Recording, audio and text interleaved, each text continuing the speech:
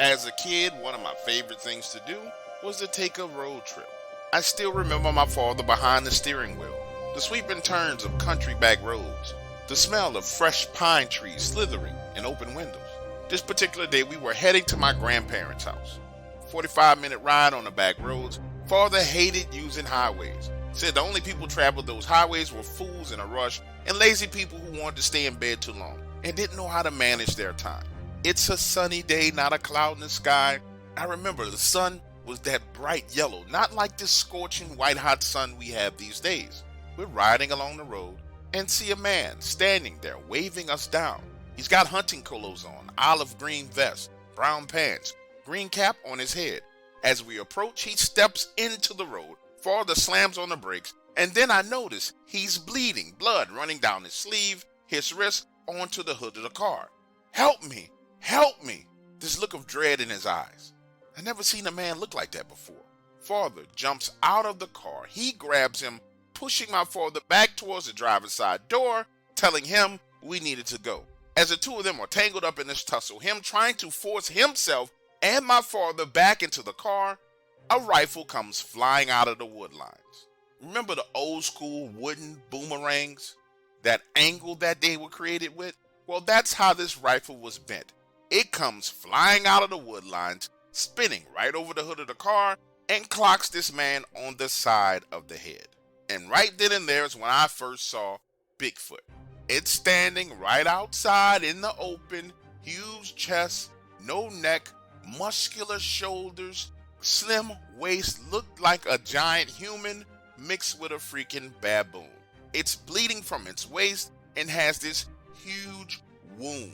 Then it decides to roar and scream so loud that it hurts my freaking ears. Understand, when this happened, I'm a 9-year-old child. I remember closing my eyes, the car door closing, us speeding off, my father's breathing. It was so heavy.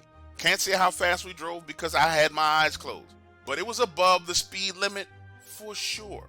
And secondly, we had to be going super duper fast because I remember the car sliding to a stop in my grandmother's driveway. Father getting out and pulling me out of the car, taking me into the house. Then my grandmother on the phone with the sheriff, him coming to the house about an hour later. They're all standing outside talking. I'm upstairs listening through an open window, and the sheriff saying, yeah, we went out there and found the rifle, but there's no body there. All we found were bloody drag marks across the road. You think it took him? My grandfather says. The sheriff replies, well, if he shot it or heard it, yes sir, it probably did take him. Not much we can do about that. But it's hunting season. Yes sir, but what can we do? We still don't even know who the hell he was. Now, when all of them come back inside, I questioned them, asking them about the sheriff, and they refused to talk to me. It wasn't until about a week later, when I decided to draw what I saw through that window, that my dad explained to me what it actually was. A Bigfoot, the woodsman, this giant race of people that lived in the woods of Kentucky. He told me, if I ever see one of those things, I need to carry my ass in the opposite direction, just like he did.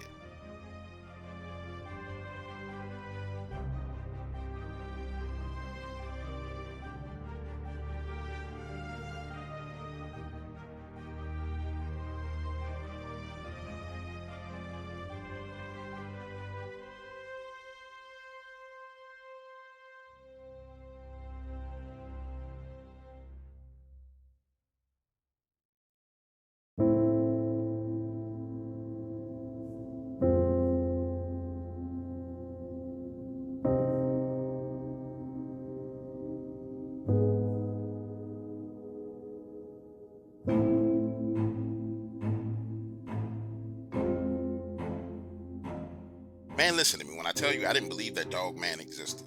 In fact, there is nothing that you could have ever told me prior to seeing this that would have made me believe that werewolves were real. Why? Because I came up in a Southern Baptist household. Now, in my mind, demons existed, but werewolves? That was something out of Hollywood movies. That was until I was forced to stop in the middle of the night for gas in Silas, Alabama. The reason why I was on the road is because my long-distance relationship with my girlfriend in Montgomery had taken a turn for the worse. So I decided to hop on the road and surprise her so she and I can have a conversation, as opposed to us just breaking up over the phone. Understand, it's 12 midnight. I pull up to the gas station. The inside is closed. I hop out of the car, take my debit card, swipe it, pull the pump, and start pumping gas. Standing there, leaning on the car, cell phone in hand, scrolling, looking at our photos on Instagram, I'm thinking to myself, you know what? If you gonna break up with me, you gonna have to see me before we break up. I'm not gonna make it easy on you just to dump me and move on to the next guy. Imagine the scene. I'm standing there immersed in my thoughts when I hear what sounds like someone kick over a metal can around the side of the building. But looking in that direction, there's no one there, so my attention turns back to my cell phone. A few seconds later, my attention is diverted to the gas pump itself as I realize that it's costing me damn near $60 to fill up my tank. And that's when I see movement out the corner of my eye. Now, I don't know about you, but every time I found myself in a situation similar to this, I'm always thinking it's a carjacker or a robber. Never, ever, ever would I believe that it was a freaking werewolf. Now, opening my driver's side door, reaching into the side panel, drawing my 9mm, I say, hey, listen, I don't know who you is or what you want. I just need some gas. It don't need to be no shootout out here. Let me get my gas and go on about my business, or we gonna get to shooting. Just then, as the word shooting comes out of my mouth, I hear the pump clicking, signaling to me that the tank is full. So now, imagine the scene. I'm taking the nozzle out, putting it back where it belongs, closing my gas tank, and sliding my body back into the driver's seat. When my butt cheek hits that seat, I hear the noise again, except for this time, it's coming from behind me. And honestly, now I'm afraid because I know this is not happening by accident. So I quickly crank my vehicle up, pulling off onto the roadway. And that's when I see it. You know how at the gas stations, they have the little panels up above the pumps where they do the marketing where it says Shell or Exxon. Those huge metal bars with the signs attached to it. Well, I'm looking through the rearview mirror and I see what looks like a freaking hyena. But this ain't no little bitty hyena up on top of that metal. And listen to me when I tell you this. The level of fear and adrenaline that flushes through your body when you see something like that. Oh my God, I felt like I was having a heart attack. Now listen to me when I explain this to you. The most terrifying thing of it all is that this happened at the height of the coronavirus outbreak. Everybody was afraid. Nobody was outside. The roads were empty. And looking back on it now, had that thing decided it was going to take and eat me, the only thing they would have found was my car. My black would have been a goner.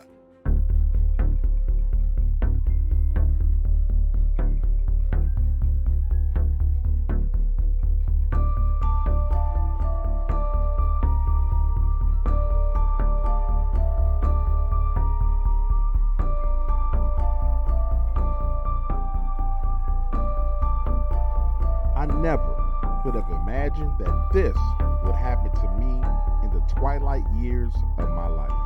My wife dies. My sons abandon me. My money is almost gone and my health is failing. How did I get to this point? Mistakes. Many mistakes. Now I find myself alone on my family land in Kentucky. Hard to believe that I used to be one of the most powerful men in the state. When I tell you I have nothing, I mean I have nothing but this house and the property that my grandfather left me, 65 acres. And at my age, it's hard to maintain that type of land. Now, the first time I realized I was not alone out here in these woods was the day I decided to smoke some chicken. I placed 4 whole chickens in a smoker, went inside, took a nap, came back, and 2 of those chickens are missing. Understand, my smoker is an iron box, and you literally have to use your hands to open it. Understand, as I'm standing there confused, all kind of thoughts run through my mind. I know for a fact I put 4 chickens in this smoker, but I could not come up with any kind of explanation for why 2 of them went missing. A week later, I'm sitting on the porch, drinking coffee, and reading my newspaper when this feeling overwhelms me. The feeling that someone is in the wood lines watching me. You know that feeling. You know when you're being watched. But looking around, I don't see anybody, so I let it go. That same night, at 3:45 in the morning, I hear someone walking around outside. Then I can hear the doorknob on the back door twisting and turning. Now, when I get up, get my shotgun, and venture to the back side of the house, I don't see anything. But then, things continue to get weird. A few days later, I have to go get a new battery for my truck. You know how you can tell when your truck is about to go dead, it's struggling to start? Now, coming back home, pulling into the driveway, I catch a glimpse of what I thought was a gray tail. And what I mean by tail, it looked like a dog had just turned the corner on the back side of my house. And I'm thinking to myself, damn, somebody's dog done got loose and is running around on my property. So I drive around the back side of the house and I see what looks like a large, gray, skinny wolf. And by skinny, I mean meat and bones, starving, skinny wolf, walking on 4 legs, limping back into the wood line. Now, honestly, seeing this wolf was kind of comforting to me because at least I had a way of explaining what happened to my chickens. Never mind the fact that this wolf would have had to open the door. Listen, at that point in time, I just justified it all away. Never mind the fact that the wolf would have had to open the iron door and get in there and get the chickens. It just kind of all made sense to me. So I justified it away saying, look, you left the door to the smoker open, went inside, took a nap, the wolf hopped up there, grabbed 2 chickens, and went on about his business. So now, I'm aware that there's a wolf on my property. The following weekend, I fire up the smoker and get to cooking again. Except for this time, I take half of a raw chicken, toss it into the wood lines for what I thought was just an old wolf. I need you to understand my thought process here. I'm alone. This wolf looked old and sick. And I figured, look, we old guys need to stick together. A few hours later, I walk over, check that spot, and the chicken's gone. So over the next few weeks as I cook, I toss some food in the exact same spot. Every time I go over and check, it's gone. Now listen to this. One evening, I'm on the back side of my house, and I see someone walking on my property. I holler, trying to get his attention. The man looks over his shoulders and keeps walking. Now, if I was a younger man, I would have chased him down because he had no right to be on my property, but I'm 72 years old. The only thing I'm running to right now is the bathroom. Listen, that very same night, about 11:30, 11:40 p.m., I hear what sounds like someone kicking my back door. Again, I'm alone out here. By the time I get to my shotgun, the door frame is cracked. Door is wide open, and I can see this man wearing all black, mask on, 6'3", about 200 pounds, coming into my house fast, raising a shotgun, pulled the trigger, and the damn gun is not loaded. Why? Because I cleaned it the other day and forgot to load the freaking gun. Him seeing me with the shotgun forces him to hesitate. But as soon as he realizes it's not loaded, he begins to walk in my direction. And I'm thinking to myself, this son of a bitch didn't break in my house in the middle of the night wearing all black and a mask to play a game of cards. There is no way I can fight this man. But you know what? I'm going to try.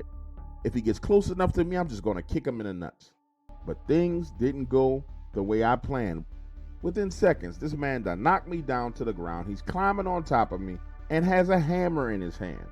But before he can raise his arm, we hear a growl. Now listen to me. When I tell you that this growl was loud, Jesus God, this was loud. Do you remember being a kid playing 1, 2, 3 red light? And as you played that game, everybody just froze in whatever pose you were in? Well, that's what happened. Me, frozen, my arms covering my face. Him, frozen, reaching his arm back. I peep around my hand. Nervously, these words come stumbling out of my mouth. That's my dog. If you don't get the f*** out of here, he's going to eat you alive. Listen, I don't have a dog, but that was the first thing that came to my mind. Then it growls again, but louder, and that growl morphs into a roar. I swear to you, it sounded like a freaking dinosaur. He jumps up, turns around, and runs out of the door. Now, pause for a moment right here and allow me to take my time and paint this picture clear for you. Because that's when it happened. Have you ever seen the Discovery Channel when one of those great white sharks does a surprise attack on a seal? They just explode out of nowhere, hitting the seal, and it's gone. Well, that's what this animal did to him. As he's running out of the door, you see his body running out of the door. The next second, it's like he's got hit by a wrecking ball. I watch as his body is literally in one smooth motion, picked up and shifted straight to the right, out of sight. And by the time I get up, move to the back door, peeping out, all you can hear is him screaming and hollering in the woods. Now, to make sure you understand exactly what I'm saying, this happened fast, so fast that all I saw was a quick glimpse of gray fur. Listen to me, there are no words to articulate what I was feeling and thinking in that moment. Was I afraid? Yes. The adrenaline pumping through my body was giving me a headache. My heart was racing. My eyes literally felt like they were going to burst out of my head as my brain tried to process this that I saw. The only thing I could think to do was to close that back door, go get a 2x4 and nail it shut.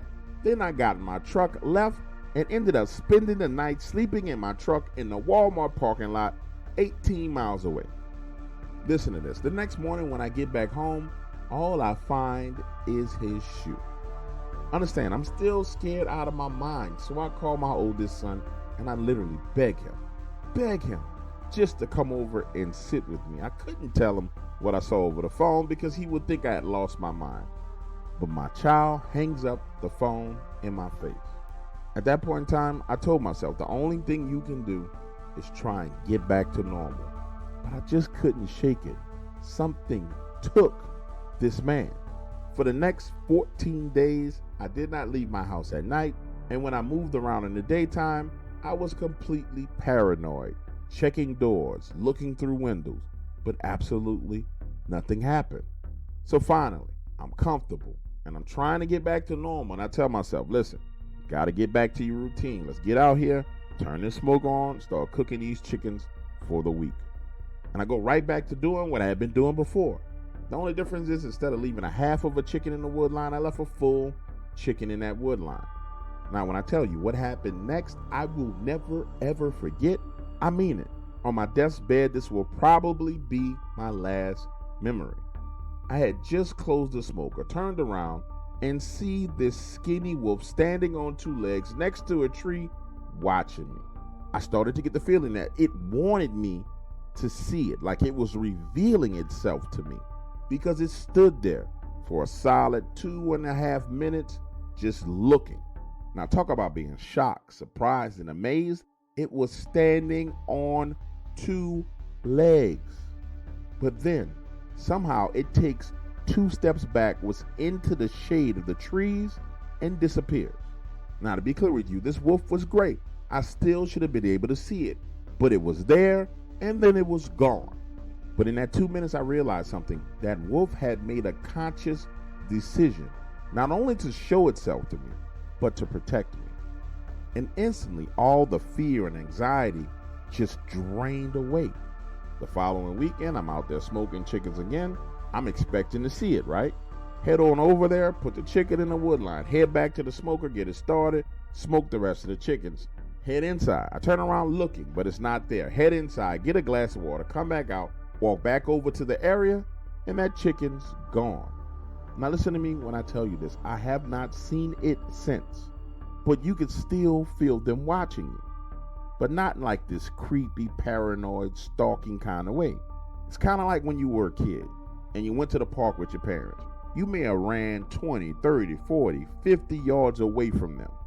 You're not even paying attention to your parents, but you just know, you can feel them watching you. Now, as I move around my property, it's a lot like that.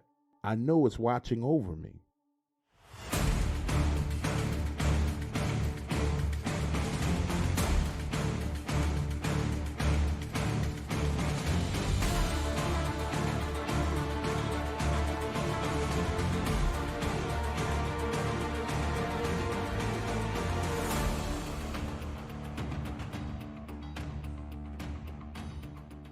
It all started with my mom fussing. Boy, didn't I tell you to take that damn trash out? Nah, my mom wasn't one of those new school moms. She was straight up old school. I'm talking about take off the belt and whoop your old school. So I put down the Nintendo, grabbed the trash, head outside, down the steps, into the parking lot, over to the dumpster, and in the direction of the dumpster on the far side of the lot. Now, as I'm walking along, I start to hear this breathing sound, but not a normal breathing like a man breathing. This sounded more like someone breathing and gargling water at the same time. And this fear jumps inside of me. I'm talking about the feeling that you need to run and get back inside of the house. So now I'm sprinting towards the dumpster, garbage bag held close to my chest, jumping, shooting that entire garbage bag like Kobe Bryant over the fence into the dumpster, landing on the ground, turning around, sprinting back in a direction towards my front door. And as I glance over to the wood line next to the apartment, that's when I see it. 8 feet tall, naked, pale skin, body like a man, no male genitals. And the most insane thing about what I saw was that this creature had a head that was enormous. Back then, we used to make fun of people and say that they had water heads. But no, this thing's head was the size of 3 normal man's heads. Listen to me when I tell you, I'm running full speed, head turned, looking in its direction. And you know those little concrete blocks that they put in the parking lots? They're normally sprayed yellow. The ones that they put in place to keep your vehicle from moving too far forward? Well, I trip over one of those, slam into the wall, hit the ground, roll around, and when I stand up and look in that direction again, it's now moved from the tree line and is halfway across the parking lot coming in my direction. Afraid, confused, and scared out of my mind. Now my hands are on the wall trying to climb back up, and as I turn that corner headed towards my front door, I see my next door neighbor Marshall. He's standing outside, leaning on a brick wall, smoking a cigarette, and I'm like, dude, get inside. There's something in the parking lot. Come on, hurry up. Get inside. Now listen to me. I felt like that was all the warning I needed to give him. I didn't need to explain to him what I saw. From that point in time, I dart into the apartment, close and lock the door, and head directly to my room. A few moments later, and I mean a few moments later, I hear glass shattering, and I hear Marshall outside screaming. Again, my mother is saying, boy, go outside and see what the hell is going on out there. But I already had some kind of idea of what was going on outside. And I wasn't opening that front door under any circumstances. Now, tiptoeing over to the front window, moving the blinds, looking out, I see Marshall standing there with a bat in his hand, eyes wide open, and he looks like he just saw a ghost. He sees me looking at him through the window, signals for me to come outside, and I begin to move my head right to left, saying, no, not coming out there. That's not going to happen. Again, he signals for me to come outside. And this time I mouth to him, no, I know what's out there. I'm not coming outside. Finally, now he's screaming at me saying, hey man, come outside. You need to see this. So timidly, I walk out of the front door. And as I approach, he starts to explain to me what happened. You see, when I went inside the house, that 8-foot tall thing turned the corner right behind me. Scared the hell out of him. So he goes to his car, grabs his bat off the back seat, and takes a swing at it. Now get this, he tells me, when that bat made connection with its flesh, it began to absorb the bat itself. So much so that he had to literally yank the bat from inside of this creature's body. He swung at it again, hitting it in its head, and that's when it turned around and went in the other direction. Now listen to me. Back in those days, we lived in a very small town, and I had never ever heard of anything paranormal happening. In fact, I have never heard of anything paranormal happening in that town. But it was just my luck. And that figures because I've had bad luck all my life. And it was just my luck I run into a big, gigantic, pumpkin head monster.